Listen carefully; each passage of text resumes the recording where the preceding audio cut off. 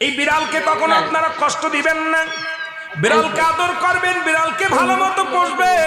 বিড়াল যদি কোনো জাতির জন্য দোয়া করে, কোন গৃহস্থর জন্য দোয়া করে, ওই সংসারের মধ্যে উন্নতি শুরু হয়ে যায়।